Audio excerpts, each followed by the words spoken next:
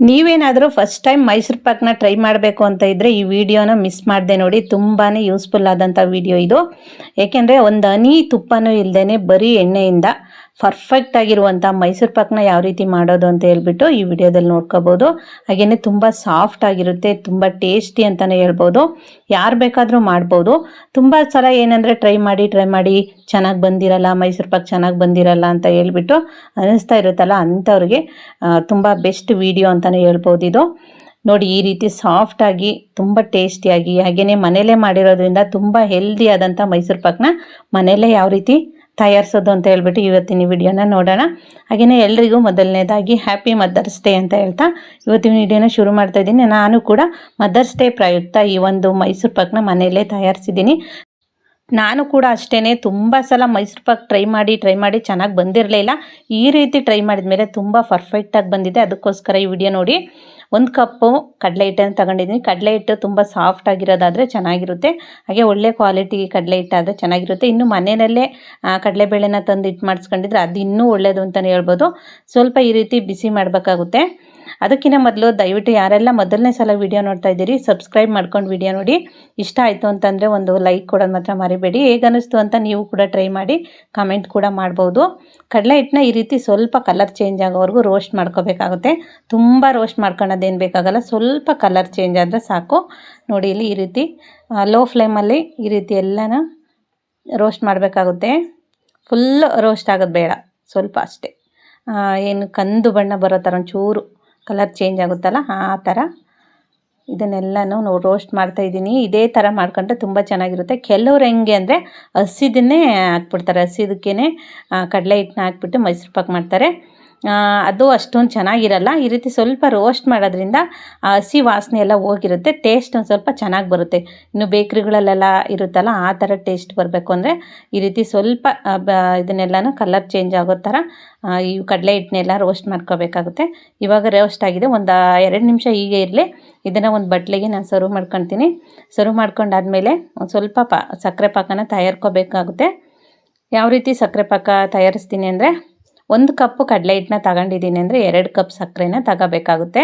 ಕಡಲೆ ಹಿಟ್ಟು ಸ್ವಲ್ಪ ಆಯಿಲು ಎಲ್ಲ ಹಾಕಿದಾಗೆಲ್ಲ ಸ್ವಲ್ಪ ಜಾಸ್ತಿ ಆಗ್ತಾ ಹೋಗುತ್ತಲ್ಲ, ಹಂಗಾಗ್ಬಿಟ್ಟು ಕಡಲೆ ಹಿಟ್ಟು 1 ಕಪ್ ತಗೊಂಡ್ರೆ 2 ಕಪ್ ಸಕ್ಕರೆ ತಗೋಬೇಕಾಗುತ್ತೆ. 2 ಕಪ್ ಸಕ್ಕರೆಗೆ 1 ಕಪ್ ನೀರು ಹಾಕಬೇಕು. ಕರೆಕ್ಟಾಗಿ ಇದು ಅಳತೆ ಇದ್ದರೆ ಪರ್ಫೆಕ್ಟಾಗಿ ಬರುತ್ತೆ.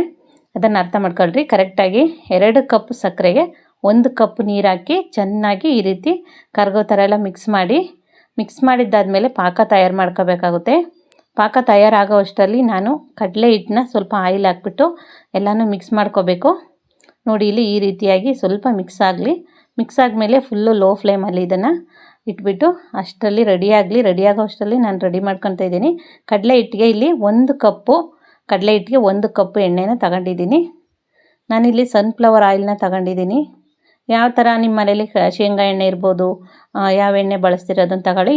ಇಲ್ಲ ಅಂದರೆ ಹಳ್ಳಿಗಳಲ್ಲೆಲ್ಲ ಹಸುಗಳಿರುತ್ತೆ, ತುಪ್ಪ ಜಾಸ್ತಿ ಇರುತ್ತೆ ಅಂದರೆ ತುಪ್ಪದಲ್ಲೇ ಮಾಡಿದ್ರೆ ತುಂಬ ಚೆನ್ನಾಗಿರುತ್ತೆ. ಟೇಸ್ಟ್ ಅಂತೂ ಎಕ್ಸ್ಟ್ರಾಡಿನರಿ ಅಂತಲೇ ಹೇಳ್ಬೋದು.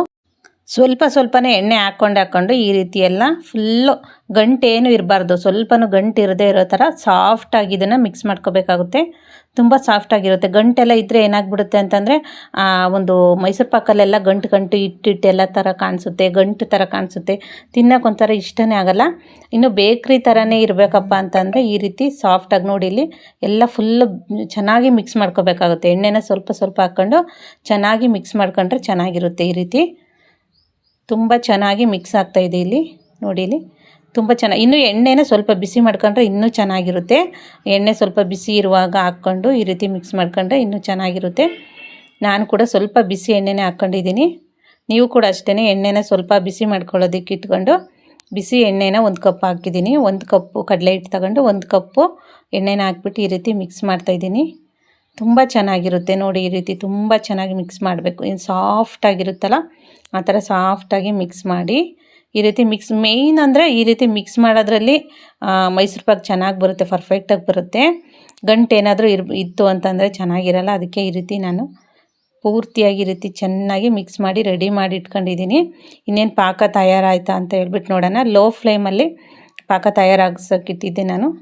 ಇವಾಗ ನೋಡಿ ಪಾಕ ಕೂಡ ತುಂಬ ಚೆನ್ನಾಗಿ ತಯಾರಾಗಿದೆ.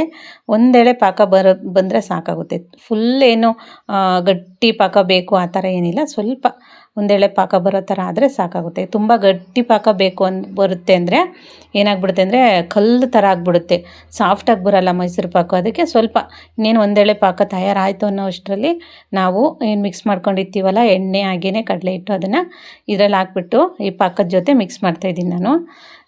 ತುಂಬ ಏನಪ್ಪ ಅಂದರೆ ಪ್ರೊಸೀಜರ್ ತುಂಬ ಚೆನ್ನಾಗಿ ಕಲ್ತ್ಕೋಬೇಕು ಅಷ್ಟೇ.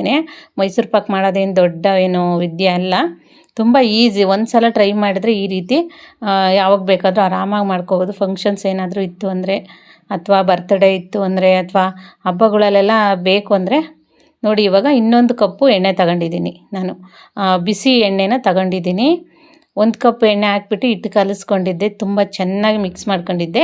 ಇನ್ನೊಂದು ಕಪ್ಪು ಬಿಸಿ ಎಣ್ಣೆ ತಗೊಂಡು ಈ ರೀತಿ ಮಿಕ್ಸ್ ಮಾಡ್ತಾ ಹಾಕ್ತಾಯಿದ್ದೀನಿ. ಈ ರೀತಿ ಪರ್ಫೆಕ್ಟಾಗಿ ಬರಬೇಕು ಅಂದರೆ 2 ಕಪ್ ಎಣ್ಣೆ ಬೇಕೇ ಬೇಕಾಗುತ್ತೆ. 1 ಕಪ್ ಕಡಲೆ ಹಿಟ್ಟಿಗೆ 2 ಕಪ್ ಎಣ್ಣೆ ಬೇಕೇ ಬೇಕು. ತುಪ್ಪ ಆದರೂ ಅಷ್ಟೇ ಕನ್ಸಿಸ್ಟೆನ್ಸಿ ಅಷ್ಟರಲ್ಲೇ ತಗೋಬೇಕಾಗುತ್ತೆ, ಕ್ವಾಂಟಿಟಿ ಅಷ್ಟೇ ಬೇಕು. ಏನು ಎಣ್ಣೆ ಎಷ್ಟು ತಗೊತೀವಿ ಅದೇ ಥರನೇ ತುಪ್ಪನೂ ಸಹ 2 ಕಪ್ ತುಪ್ಪ ತಗೋಬೇಕಾಗುತ್ತೆ. ತುಂಬ ಚೆನ್ನಾಗಿ ಮಿಕ್ಸ್ ಮಾಡಬೇಕಾಗುತ್ತೆ. ನಾವು ಮಿಕ್ಸ್ ಮಾಡೋದ್ರಲ್ಲೇ ಇರೋದು. ಮೈಸೂರು ಪಾಕ್ ಏನಪ್ಪ ಅಂತಂದರೆ ನಾವು 1-2 ನಿಮಿಷ ಆ ಕಡೆ ಈ ಕಡೆ ಏನಾದರೂ ಗಮನ ಹರಿಸಿದ್ರೆ ಕೆಟ್ಟೋಗ್ಬಿಡುತ್ತೆ, ಮೈಸೂರು ಪಾಕ್ ಚೆನ್ನಾಗಿ ಬರೋದೇ ಇಲ್ಲ. ಮೇಯ್ನ್ ಅಂತಂದರೆ ನಾವು ಗಮನ ಒಂದೇ ಕಡೆ ಇರಬೇಕಾಗುತ್ತೆ. ನೋಡಿ ಇಲ್ಲಿ ಫುಲ್ ಇವಾಗ 1 ಕಪ್ ಎಣ್ಣೆ ಹಾಕ್ಬಿಟ್ಟು ಈ ರೀತಿ ಚೆನ್ನಾಗಿ ಮಿಕ್ಸ್ ಮಾಡ್ತಾಯಿದ್ದೀನಿ. ನೊರೆ ಬರಬೇಕಾಗುತ್ತೆ. ಈ ರೀತಿ ನೊರೆ ಬಂತು ಅಂದರೆ ಚೆನ್ನಾಗಿ ಆಯಿತು ಅಂತ ಹೇಳ್ಬಿಟ್ಟು ಇವಾಗ ಉಳಿದಿರೋ ಎಣ್ಣೆನ ಹಾಕಿದ್ದೀನಿ. 2 ಕಪ್ ಎಣ್ಣೆ ಫುಲ್ಲಾಗಿ ಹಾಕಿದ್ದಾಯಿತು. ತುಂಬ ಚೆನ್ನಾಗಿ ಬರ್ತಾಯಿದೆ ನೊರೆ ಎಲ್ಲ. ಸೈಡಲ್ಲಿ ಸ್ವಲ್ಪ ಎಣ್ಣೆ ಎಲ್ಲ ಬಿಟ್ಕೊತೈತೆ. ಇವಾಗ ಎಣ್ಣೆ ಸೈಡಲ್ಲೆಲ್ಲ ಬಿಟ್ಕೊತಾ ಅಂದರೆ ಪರ್ಫೆಕ್ಟಾಗಿ ಆಗಿದೆ ಅಂತ ಅಷ್ಟೇ. ಫುಲ್ಲು ಲೋ ಫ್ಲೇಮಲ್ಲಿ ಇವಾಗ ಇಟ್ಟಿದ್ದೀನಿ ಉರಿನ. ಇನ್ನೂ ಸೌದೆ ಒಲೆಗಳಲ್ಲೂ ಮಾಡ್ಕೋಬೋದು, ತುಂಬ ಚೆನ್ನಾಗಿರುತ್ತೆ. ಸೌದೆ ಒಲೆಗಳಲ್ಲೆಲ್ಲ ಮಾಡೋ ಅಂಥವ್ರು ಜಾಸ್ತಿ ಎಲ್ಲ ಮಾಡ್ಕೊತೀವಿ ಹಳ್ಳಿಗಳಲ್ಲೆಲ್ಲ ಅಂದರೆ. ಉರಿನೆಲ್ಲ ಫುಲ್ಲು ತೆಗ್ದುಬಿಟ್ಟು ಆ ಕೆಂಡ ಏನಿರುತ್ತೆ ಅದರಲ್ಲೇ ರೆಡಿ ಆಗಿಬಿಡುತ್ತೆ, ತುಂಬ ಚೆನ್ನಾಗಾಗುತ್ತೆ. ನೋಡಿ ಇವಾಗ ಈ ಥರ ನೊರೆ ಎಲ್ಲ ಬಂದಿದೆ. ಇವಾಗ ಆಫ್ ಮಾಡ್ತೀನಿ. ಸ್ಟವ್ ಆಫ್ ಮಾಡಿಬಿಟ್ಟು ನಾನಿವಾಗ ಒಂದು ಪ್ಲೇಟ್ ತಗೊಂಡು ಸ್ವಲ್ಪ ತುಪ್ಪನ ಸವರಬೇಕಾಗುತ್ತೆ.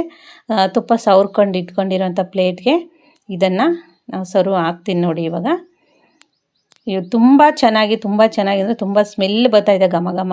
ಇವಾಗ ತುಪ್ಪ ಸವರಿರೋವಂಥ ಪ್ಲೇಟ್ಗೆ ಇವಾಗ ಇದನ್ನೆಲ್ಲ ಹಾಕ್ತಾಯಿದ್ದೀನಿ. ನೋಡಿ ಇಲ್ಲಿ ಎಷ್ಟು ಚೆನ್ನಾಗಿ ನೊರೆ ಥರ ಬಂದಿದೆ. ಈ ಥರ ಬಂದ್ರೇ ಚೆನ್ನಾಗಿರುತ್ತೆ, ನೊರೆ ಥರ ಬರಬೇಕಾಗುತ್ತೆ. ಮೇಯ್ನ್ ಅಂದರೆ ನಾವು ಆಯಿಲ್ ಹಾಕಿ ಲಾಸ್ಟಲ್ಲೆಲ್ಲ ಮಿಕ್ಸ್ ಮಾಡ್ತೀವಲ್ಲ, ಅದೇ ಮೇಯ್ನು ಮೈಸೂರು ಪಾಕಲ್ಲಿ. ಏನು ದೊಡ್ಡ ವಿದ್ಯೆ ಅಲ್ಲ, ಆರಾಮಾಗಿ ಯಾರು ಬೇಕಾದರೂ ಮಾಡ್ಬೋದು. ಅಯ್ಯೋ ನಮಗೆ ಚೆನ್ನಾಗಿ ಬರಲ್ಲ ಅಂತ ಅಂದ್ಕೊಳಕ್ಕೆ ಹೋಗ್ಬೇಡ್ರಿ.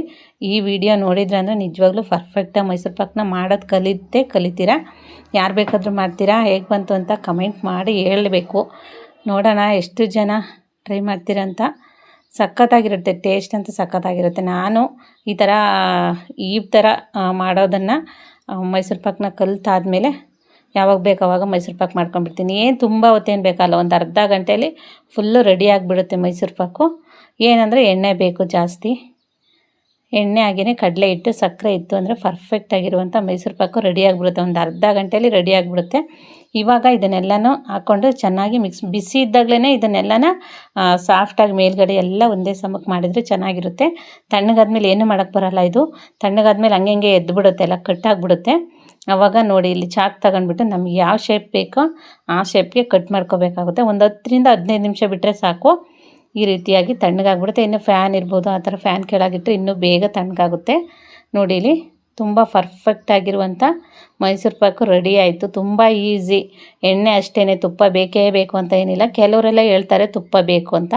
ತುಪ್ಪ ಹಾಕ್ತೇನೆ ನಿಮ್ಮ ಕಣ್ಣೆದುರಿಗೆ ನಾನು ಯಾವ ರೀತಿ ಮೈಸೂರು ಪಾಕು ಮಾಡಿದ್ದೀನಿ ನೋಡಿ. ಇಲ್ಲಿ ಎಷ್ಟು ಚೆನ್ನಾಗಿ ಬಂದಿದೆ, ಮರಳು ಥರ ಇದೆ. ತುಂಬ ಅಂದರೆ ತುಂಬ ಸಾಫ್ಟಾಗಿದೆ ನಿಜವಾಗ್ಲೂ. ತುಂಬ ಟೇಸ್ಟಿಯಾಗಿ ಬರುತ್ತೆ. ನೀವು ಸಹ ಇದೇ ರೀತಿ ಟ್ರೈ ಮಾಡಿರಿ. ಫಂಕ್ಷನ್ಗಳಲ್ಲೆಲ್ಲ ಈ ರೀತಿ ಮಾಡಿಕೊಂಡು ಮನೇಲೇ ನೀವೇ ತಯಾರಿಸಿದ್ದೀರ ಮೈಸೂರು ಪಾಕ್ನ ಅಂದರೆ ಒಂಥರ ನಿಮ್ಮ ಲೆವೆಲ್ಲೇ ಬೇರೆ ಥರ ಇರುತ್ತೆ. ಅದು ಅನುಭವ ನನಗಾಗ್ಬಿಟ್ಟಿತ್ತು. ಅಯ್ಯೋ ನಾನೇ ಮಾಡಿದ ಮೈಸೂರು ಪಾಕು ಅಂತ ನನಗಂತೂ ಫುಲ್ ಖುಷಿ ಅನಿಸ್ಬಿಡ್ತು. ಅದಕ್ಕೋಸ್ಕರ ನೀವು ಸಹ ಟ್ರೈ ಮಾಡಿ. ಬೇಕ್ರಿಯಿಂದನೇ ತರಿಸ್ಬೇಕು ಅಂತ ಏನಿಲ್ಲ. ಇವಾಗೇನು ಮೊಬೈಲ್ಗಳಿದಾವೆ, ಕಣ್ಣಿಗೆ ಬೇಕಾದ ಅಡುಗೆನ ನಾವು ಮನೆಗೊಳಗೆ ಆರಾಮಾಗಿ ಮಾಡ್ಕೋಬೋದು. ಮೈಸೂರು ಪಾಕಂತೂ ತುಂಬ ಈಸಿ ನಿಜವಾಗ್ಲೂ. ಬೇರೆ ಎಲ್ಲ ಸ್ವೀಟ್ಸ್ಗೆ ಹೋಲಿಸ್ಕೊಂಡ್ರೆ ಮೈಸೂರು ಪಾಕಂತೂ ತುಂಬ ಈಸಿ ರೆಸಿಪಿ. ಈ ಥರ ಟ್ರೈ ಮಾಡಿರಿ ನೀವೇ, ಗೊತ್ತಾಗುತ್ತೆ ನಿಮ್ಗೆ ಎಷ್ಟು ಈಸಿ. ಅಯ್ಯೋ ಇಷ್ಟೊಂದು ಈಸಿನ ನಮಗೆ ಗೊತ್ತೇ ಇರಲಿಲ್ಲ ಅಂತ ಅನಿಸ್ಬಿಡುತ್ತೆ ನಿಮ್ಗೂ. ಹಾಗೆಯೇ ಕೊನೆಯದಾಗಿ ಎಲ್ಲರಿಗೂ ಹ್ಯಾಪಿ ಮದರ್ಸ್ ಡೇ ಅಂತ ಹೇಳ್ತಾ ಇದ್ದೀನಿ.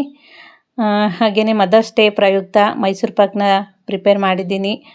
ತುಂಬ ಚೆನ್ನಾಗಿ ಟೇಸ್ಟಿಯಾಗಿ ಇರುವಂಥ ಮೈಸೂರು ಪಾಕು, ಹಾಗೆಯೇ ಹೆಲ್ದಿ ಕೂಡ ಅಂತ ಹೇಳ್ತಾ ಇವತ್ತಿನ ವಿಡಿಯೋನ ಮುಗಿಸ್ತಾ ಇದ್ದೀನಿ. ಅದಕ್ಕೂ ಮೊದಲು ವಿಡಿಯೋನ ಯಾರೆಲ್ಲ ಫಸ್ಟ್ ಟೈಮ್ ನೋಡ್ತಾ ಇದ್ದಾರೆ ಪ್ಲೀಸ್ ಸಬ್ಸ್ಕ್ರೈಬ್ ಮಾಡಿ. ಸಬ್ಸ್ಕ್ರೈಬ್ ಮಾಡ್ಕೊಂಡು ಇಷ್ಟ ಆಯಿತು ಅಂತಂದರೆ ಒಂದು ಲೈಕ್ ಕೊಡಿ. ಹಾಗೆಯೇ ನೀವು ಕೂಡ ಟ್ರೈ ಮಾಡಿ ಹೇಗೆ ಬಂತು ಅಂತ ಹೇಳ್ಬಿಟ್ಟು ಕಮೆಂಟ್ ಮಾಡ್ಬೋದು ಅಂತ ಹೇಳ್ತಾ ವಿಡಿಯೋನ ಮುಗಿಸ್ತಾ ಇದ್ದೀನಿ. ಇಷ್ಟೊತ್ತು ವಿಡಿಯೋ ನೋಡಿದವ್ರಿಗೆಲ್ಲರಿಗೂ ಕೂಡ ತುಂಬ ಧನ್ಯವಾದ. ಟಾಟಾ ಬಾಯ್.